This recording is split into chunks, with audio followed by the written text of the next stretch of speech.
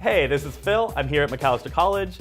I teach classes in American politics and a variety of different classes on elections and the caucuses, and I'm here to answer your questions about the caucuses. We do what we call a preference ballot.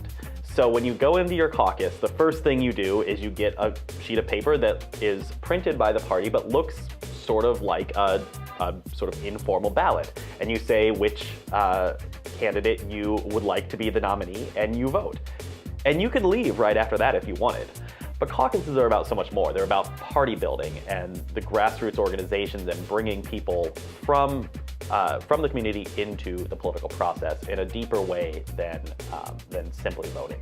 I would give yourself from until about 7:30. You could be done, and that would be it.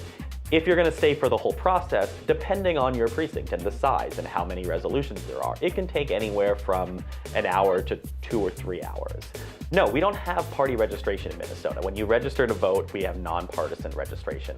What you do when you go into your caucus is you sign a form, and the form says, I will be eligible to vote by the November election, so you have to turn 18 by the first Tuesday in November. And then you have to agree to support say that you intend to support the Democratic or Republican nominee, depending on which caucus you are in. It's actually, frankly, up to you. If you live in Minnesota but you're in a dorm, most schools have submitted the roster of all of the students who live on campus. The rules are a little bit more flexible for caucuses because they are not run through the Secretary of State. Interestingly, no. For the caucus system, there is no sort of form of absentee balloting in Minnesota.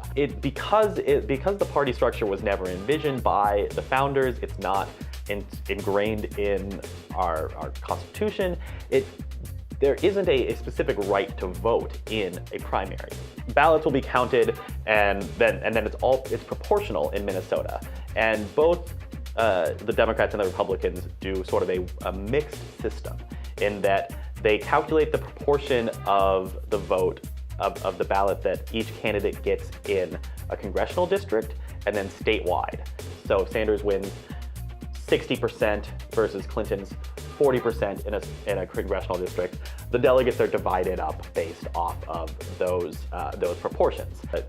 Both parties in Minnesota require their delegates at the National Convention to vote for the winner of they're bound essentially to the candidate that they are elected to on the first ballot at the National Convention.